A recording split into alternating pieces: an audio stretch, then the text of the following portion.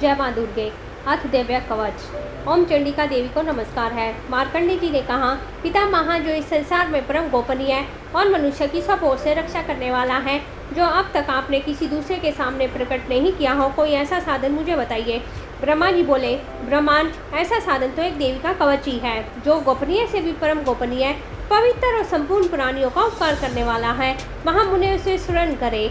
देवी की 9 मूर्तियां हैं, जिन्हें नवदुर्गा कहते हैं। उनके पृथक पृथक नाम बतलाए जाते हैं। प्रथम नाम शैलपुत्री है, दूसरी मूर्ति का नाम ब्रह्मचारिणी है, तीसरी स्वरूप चंद्रघंटा के नाम से प्रसिद्ध है, चौथी मूर्ति को कुसमांडा कहते हैं, पांचवी दुर्गा का नाम स्कंद माता है, देवी के छठे रूप को कात्यायनी कहते हैं, सातवां काल रात्रि और आठवां स्वरूप महागौरी के नाम से प्रसिद्ध है, नवीं दुर्गा का नाम सिद्धिदात्री है। ये सब नाम सर्वज्ञ महात्मा वेद भगवान के द्वारा ही प्रतिपादित हुए हैं। जो मनुष्य अग्नि में जल रहा हो, रणभूमि में शत्रुओं से घिर गया हो, विश्व संकट में फंस गया हो और इस प्रकार भय से आतुर होकर जो भगवती दुर्गा की शरण में प्राप्त हुए हो, उनका कोई भी अमंगल नहीं होता है। युद्ध के समय संकट में पड़ने पर उनके ऊपर कोई भी विपत्ति दिखाई नहीं देती है। उन्हें शोक, दुख, भय की प्राप्ति नहीं होती है। जिन्होंने भक्ति पूर्वक देवी का स्मरण किया है, उनका निश्चय ही अभय उदय होता है। देवेश्वरी, जो तुम्हारा चिंतन करते हैं, उनकी तुम निसंदेह रक्षा करती हो। चामुंडा देवी प्रेत पर आरूढ़ होती है, वाराई भैंसे पे सवारी करती है, इंद्री का वाहन ऐरावत हाथी है, वैष्णवी देवी गरुड़ पर आसन जमाती है, महेश्वरी वृषभ पर आरूढ़ होती है, कुमारी का वाहन मयूर है। भगवान विष्णु की प्रियतमा लक्ष्मी देवी कमल के आसन पर विराजमान है और हाथों में कमल धारण किए हुए हैं। वृषभ पर आरूढ़ ईश्वरी देवी ने श्वेत रूप धारण कर रखा है। ब्राह्मी देवी हंस पर बैठी दिखाई देती है और सब प्रकार के आभूषणों से विभूषित है। इस प्रकार से सभी माताएं सब प्रकार की योग शक्ति से संपन्न है। इनके सिवा और भी बहुत सारी देवियां हैं, जो अनेक प्रकार के आभूषणों से शोभा से युक्त और नाना प्रकार के रत्नों से सुशोभित है। ये संपूर्ण देवियां क्रोध में भरी हुई है और भक्तों की रक्षा के लिए रथ पे बैठी दिखाई देती है। ये शक्र, चक्र, गदा, शक्ति, हाल, मुशल, केतक और तोमर, पशु, पास, कुंत और त्रिशूल एवं उत्तम सारंग, धनुष आदि अस्त्र शस्त्र अपने हाथों में धारण करती है।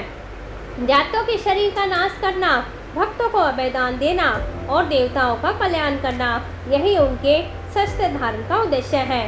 कवच धारण करने से पहले इस प्रकार प्रार्थना करनी चाहिए, महारौद्र रूप, अत्यंत घोर प्राकर, महान बल और महान उत्साह वाली देवी, तुम महान भय का नाश करने वाली हो, तुम्हें नमस्कार है। तुम्हारी ओर देखना भी कठिन है।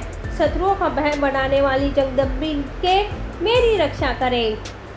पूर्व दिशा में इंद्री शक्ति, इंद्र शक्ति मेरी रक्षा करें। अग्नि कोण में अग्नि शक्ति, दक्षिण दिशा में वाराही और नैत्रीय कोण में खड्गधारिणी मेरी रक्षा करें। पश्चिम दिशा में वारुणी, बाह्य कोण में बनट पर सवारी करने वाली देवी मेरी रक्षा करें। उत्तर दिशा में कुमारी और ईशान कोण में शूरधारिणी देवी रक्षा करें। ब्राह्मणी, तुम ऊपर की ओर से मेरी रक्षा करो। वैष्णवी देवी नीचे की ओर से मेरी रक्षा करें। इस प्रकार शव को अपना वाहन बनाने वाली चामुंडा देवी दशों दिशाओं में मेरी रक्षा करे। जया आगे से, विजया पीछे से मेरी रक्षा करे। वाम भाग में अजिता, दक्षिण भाग में अपराजिता रक्षा करे। उद्योतनी शिखा की रक्षा करे। उमा मेरे मस्तक पर विराजमान होकर रक्षा करे। ललाट में मालाधरी रक्षा करे। यशस्विनी देवी मेरी बोहों का संरक्षण करे। बोहों के मध्य भाग में त्रिनेत्रा और नथुनों की यमघंटा देवी रक्षा करे। दोनों नेत्रों के मध्य में शंखनी और कानों में द्वारवासिनी रक्षा करे।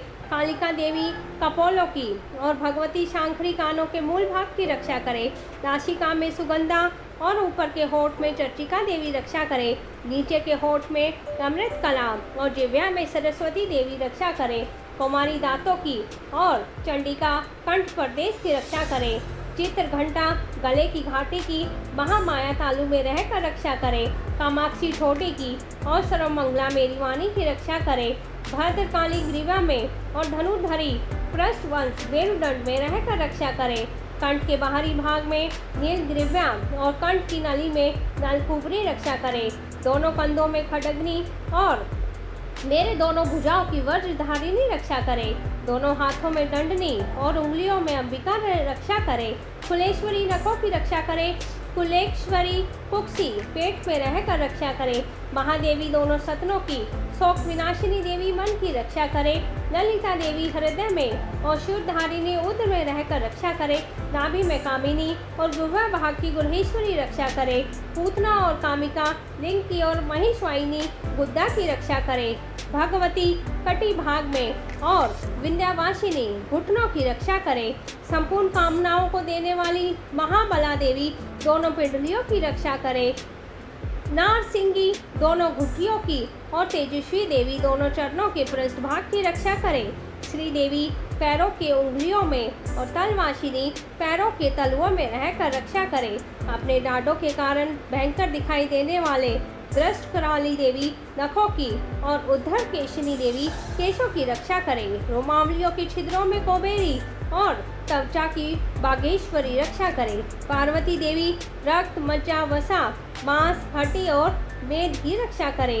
हाथों की कालरात्रि और पित्त की मुक्तेश्वरी रक्षा करे। मूल आधार आदि कमल कोशों में पद्मावती देवी और कफ में चूड़ामणि देवी स्थित होकर रक्षा करे। नख के तेज की ज्वालामुखी रक्षा करे और जिसका किसी भी शस्त्र से भेदन नहीं हो सकता है वह अभेदा देवी शरीर की स्मृत संधियों में रहकर रक्षा करे। ब्राह्मणी आप मेरे वीर्य की रक्षा करे। छत्तेश्वरी छाया की और धर्मधारिणी देवी मेरे अहंकार मन और बुद्धि की रक्षा करे। वज्र धारण करने वाली वज्रहस्ता देवी मेरे प्राण अपान व्यान उदान और समान वायु की रक्षा करे।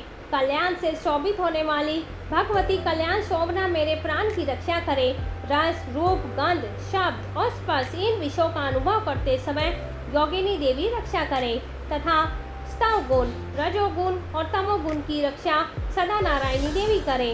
वाराही आयु की रक्षा करे। वैष्णवी धर्म की रक्षा करे। चक्करनी चक्कर धारण करने वाली देवी यश कीर्ति लक्ष्मी धन और विद्या की रक्षा करे।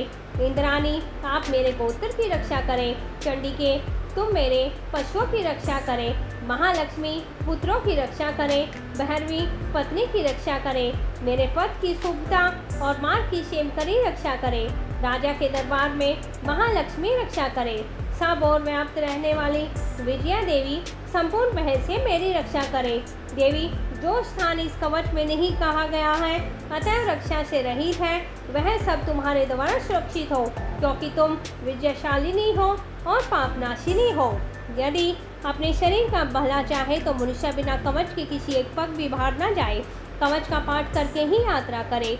कवच के द्वारा ही सब ओर से सुरक्षित मनुष्य जहाँ जहाँ जाता है वहाँ वहाँ उसे धन लाभ होता है तथा संपूर्ण कामनाओं की सिद्धि के लिए विजय की प्राप्ति होती है। वह जिस जिस अभीष्ट वस्तु का चिंतन करता है उसको निश्चय ही प्राप्त कर लेता है। वह पुरुष इस पृथ्वी पर तुलना रहित महान ऐश्वर्य का भागी होता है। कवच से रहित मनुष्य निर्भय हो जाता है। युद्ध में उसकी पराजय नहीं होती है। वह तीनों लोकों में पूजनीय होता है और देवी की यह कवच देवताओं के लिए भी दुर्लभ है। जो प्रतिदिन नियम पूर्वक तीनों संध्याओं के समय श्रद्धा के साथ इसका पाठ करता है उसे देवी कला प्राप्त होती है। वह तीनों लोकों में कभी पराजित नहीं होता है। इतना ही नहीं वह मृत्यु से रहित 100 से भी अधिक वर्षों तक जीवित रहता है। मकड़ी चेचक कोढ़ आदि संपूर्ण व्याधियां नष्ट हो जाती है। कनेर भांग अफीम धतूरे आदि का स्थावर विष सांप बिच्छू आदि के काटने से चढ़ा हुआ जंगम विष और अहिफेन और तेल के संयोग आदि से बनने वाला कृत्रिम विष सब प्रकार के विष दूर हो जाते हैं। उनका कोई भी असर नहीं होता है। इस पृथ्वी पर मारण मोहन आदि जितने भी अभिचारिक प्रयोग होते हैं इस प्रकार के जितने भी मंत्र यंत्र होते हैं वे सब इस कवच को हृदय में धारण कर लेने से उस मनुष्य को देखते ही नष्ट हो जाते हैं। यही नहीं पृथ्वी पर विचरने रहने वाला ग्राम देवता आकाशचारी देव विशेष जल के संबंध से प्रकट होने वाले गण उपदेश मात्र से सिद्ध होने वाले निम्न कोटि के देवता अपने जन्म के साथ प्रकट होने वाले देवता कुल देवता माला कंठमाला आदि डाकिनी शाकिनी अंतरिक्ष में विचरने वाली अत्यंत बलवती भयानक डाकिनी ग्रह, भूत, पिशाच, यक्ष, गंधर्व, राक्षस, ब्रह्म राक्षस, बेताल, कुष्मांड और भैरव आदि अनिष्टकारक देवताओं भी हृदय में धारण किए रहने पर भी उस मनुष्य को देखते ही भाग जाते हैं। कवचधारी पुरुष को राजा से सम्मान वृद्धि प्राप्त होती है।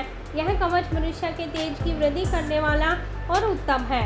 कवच का पाठ करने वाला पुरुष अपनी कीर्ति से विभूषित भूतल तल पे अपने सुयश के साथ वृद्धि को प्राप्त होता है। जो पहले कवच का पाठ करके उसके बाद सप्तशती चंडी का पाठ करता है, उसकी तब तक वन पर्वत कानूनों सहित यह पृथ्वी टिकी रहती है। तब तक यहाँ पुत्र पौत्र आदि संतान परंपरा बनी रहती है। फिर देह का त्याग करने पर वह पुरुष भगवती महामाया के प्रसाद से उस नित्य परम पद को प्राप्त होता है, जो देवताओं के लिए भी दुर्लभ है। और वह सुंदर दिव्य रूप धारण करता और कल्याण में शिव के साथ आनंद का भागी होता है। अथ अगला स्तोत्र। मार्कंडे जी कहते हैं, जयंती, मंगला, काली, भद्रकाली, कपालिनी, दुर्गा, क्षमा, शिवा, धात्री, स्वाहा, सवधा, इन नामों से प्रसिद्ध जगदम्बी के तुम्हें नमस्कार है। देवी चामुंडे तुम्हारी जय हो। संपूर्ण प्राणियों की पीड़ा हरने वाली देवी तुम्हारी जय हो। सब में व्याप्त रहने वाली देवी तुम्हारी जय हो। काल रात्रि तुम्हें नमस्कार हो। मधु और कैटम को मारने वाली, ब्रह्मा जी को वरदान देने वाली देवी तुम्हें नमस्कार है। तुम मुझे रूप दो, जय दो, यश दो, काम क्रोध आदि शत्रुओं का नाश करो। महिषासुर का नाश करने वाली और भक्तों को सुख देने वाली तुम्हें नमस्कार है। तुम मुझे रूप दो, यश दो, काम क्रोध आदि शत्रुओं का नाश करो। रक्त बीज का वध, चंड मूड का विनाश करने वाली देवी तुम रूप दो, जय दो, यश दो, काम क्रोध आदि शत्रुओं का नाश करो। शुभ और निशुभ और धूम्रलोचन का मर्दन करने वाली देवी तुम रूप दो, जय दो, यश दो, काम क्रोध आदि शत्रुओं का नाश करो। सबके द्वारा वंदित युगल चरणों वाली और संपूर्ण सौभाग्य प्रदान करने वाली देवी तुम रूप दो, जय दो, यश दो, काम क्रोध आदि शत्रुओं का नाश करो। देवी तुम्हारे रूप और चरित्र चैतन्य है। तुम संपूर्ण समस्त शत्रुओं का नाश करने वाली हो। रूप दो, जय दो, यश दो, काम क्रोध आदि शत्रुओं का नाश करो। पापों को दूर करने वाली चंडी के जो भक्ति पूर्वक तुम्हारे चरणों में सर्वदा मस्तक झुकाते हैं, उन्हें रूप दो, जय दो, यश दो, उनके काम क्रोध आदि शत्रुओं का नाश करो। रोगों का नाश करने वाली चंडी के जो भक्ति पूर्वक तुम्हारी स्तुति करते हैं, उन्हें रूप दो, जय दो, यश दो, उनके काम क्रोध आदि शत्रुओं का नाश करो। चंडी के इस संसार में जो भक्ति पूर्वक तुम्हारी पूजा करते हैं, उन्हें रूप दो, जय दो, यश दो, उनके काम क्रोध आदि शत्रुओं का नाश करो। मुझे सौभाग्य और आरोग्य दो, परम सुख दो, रूप दो, जय दो, यश दो, मेरे काम क्रोध आदि शत्रुओं का नाश करो। जो मुझसे द्वेष रखते हैं उनका नाश और मेरे बल की वृद्धि करो। रूप दो, जय दो, यश दो, मेरे काम क्रोध आदि शत्रुओं का नाश करो। देवी मेरा कल्याण करो, मुझे उत्तम संपत्ति प्रदान करो। रूप दो, जय दो, यश दो, काम क्रोध आदि शत्रुओं का नाश करो। अंबिके देवता और असुर दोनों ही अपने माथे के मुकुट की मणियों को तुम्हारे चरणों पर घिसते रहते हैं। तुम रूप दो, जय दो, यश दो, काम क्रोध आदि शत्रुओं का नाश करो। तुम अपने भक्तजन को विद्वान, यशस्वी और लक्ष्मीवान बनाओ। रूप दो, जय दो, यश दो, काम क्रोध आदि शत्रुओं का नाश करो।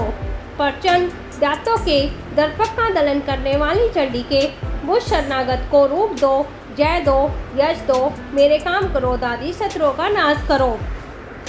चतुर्मुख ब्रह्मा जी के द्वारा प्रशंसित चार भुजाधारी परमेश्वरी तुम रूप दो, जय दो, यश दो, काम क्रोध आदि शत्रुओं का नाश करो। देवी अंबिके भगवान विष्णु नित्य निरंतर भक्ति पूर्वक तुम्हारी स्तुति करते हैं। तुम रूप दो, जय दो, यश दो, काम क्रोध आदि शत्रुओं का नाश करो। हिमालय कन्या पार्वती के पति महादेव के द्वारा प्रशंसित होने वाली परमेश्वरी तुम रूप दो, जय दो, यश दो, काम क्रोध आदि शत्रुओं का नाश करो। शशिपति इंद्र के द्वारा सद्भाव से पूजित होने वाली परमेश्वरी तुम रूप दो, जय दो, यश दो, काम क्रोध आदि शत्रुओं का नाश करो। प्रचंड भुज दंडों वाले दांतों का घमंड चूर करने वाली देवी तुम रूप दो, जय दो, यश दो, काम करो दादी, शत्रुओं का नाश करो। देवी अंबिके, तुम अपने भक्त जनों को असीम आनंद प्रदान करती रहती हो। मुझे रूप दो, जय दो, यश दो, मेरे काम करो दादी, शत्रुओं का नाश करो। मन की इच्छा के अनुसार चलने वाली मनोहर पत्नी प्रदान करो, जो दुर्गम संसार सागर से तारने वाली उत्तम कुल में उत्पन्न हुई हो। जो मनुष्य इस स्त्रोत का पाठ करके सप्तशती महास्त्रोत का पाठ करता है, वह सप्तशती की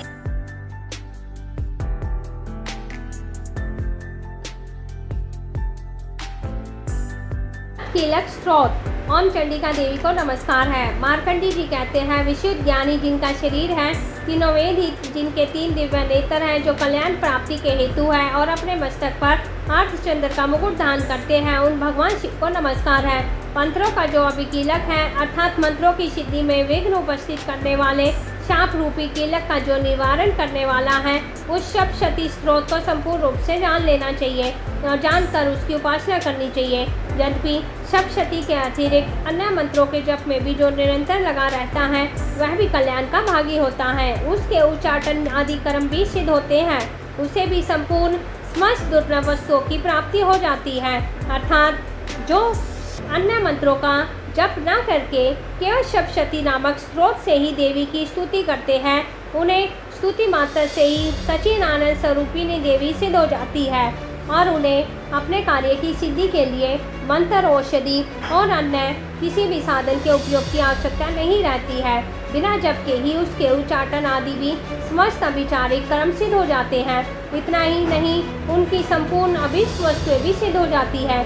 लोगों के मन में शंका थी कि जब केवल सप्तशती की उपासना से अर्थात सप्तशती को छोड़कर अन्य मंत्रों की उपासना से भी समान रूप से सब कार्य सिद्ध होते हैं, तब इनमें से श्रेष्ठ कौन सा साधन है। लोगों की शंका को सामने रख के भगवान शंकर ने अपने पास आए हुए जिज्ञासुओं को समझाया कि यह सप्तशती नामक संपूर्ण स्त्रोत ही सर्वश्रेष्ठ और कल्याणमय है। तदंतर भगवती चंडिका के सप्तशती नामक स्त्रोत को महादेव जी ने गुप्त कर दिया है। सप्तशती के पाठ से जो पुण्य प्राप्त होता है, उसकी कभी भी समाप्ति नहीं होती है, किंतु अन्य मंत्रों के जप जन्य पुण्य की समाप्ति हो जाती है। अतः भगवान शिव ने अन्य मंत्रों की अपेक्षा जो सप्तशती ही श्रेष्ठता का निर्णय किया, उसे यथार्थ ही जानना चाहिए। अन्य मंत्रों का जप करने वाला पुरुष भी यदि सप्तशती के स्त्रोत और जप का अनुष्ठान कर ले, तो वह भी पूर्ण रूप से कल्याण का भागी होता है, इसमें तनिक भी संदेह नहीं है।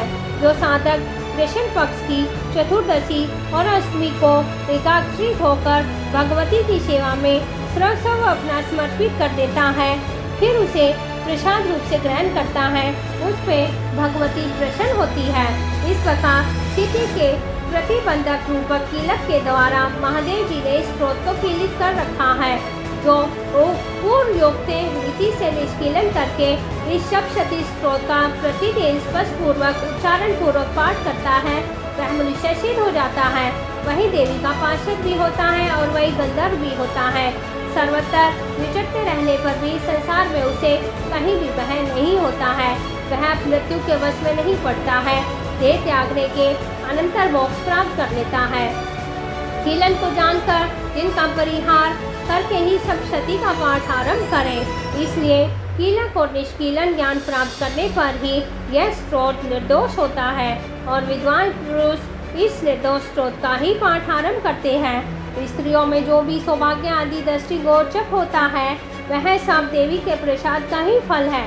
अतः कल्याण में स्त्रोत का सदा जप करते रहना चाहिए और इस स्त्रोत का उस स्वर से पाठ करने से पूर्ण फल की सिद्धि होती है। अतः उस स्वर से ही इसका पाठ आरंभ करना चाहिए। जिनके प्रसाद से ऐश्वर्य, सौभाग्य, आरोग्य, संपत्ति, शत्रुनाश और परम मोक्ष की सिद्धि होती है, उन कल्याणमयी जगदम्बिका की स्तुति मनुष्य क्यों नहीं करते हैं। जय माँ दुर्गे। आज दिव्य कवच और अगला स्त्रोत कीलक स्त्रोत समाप्त होता है। धन्यवाद। मेरी गलतियों के लिए कोई भी उच्चारण में मैंने कोई भी गलती की है, भूल चूक की है, उसके लिए मुझे क्षमा करें। जय माँ दुर्गे। आशीर्वाद दीजिए, सबको आशीर्वाद दीजिए माँ दुर्गे। धन्यवाद।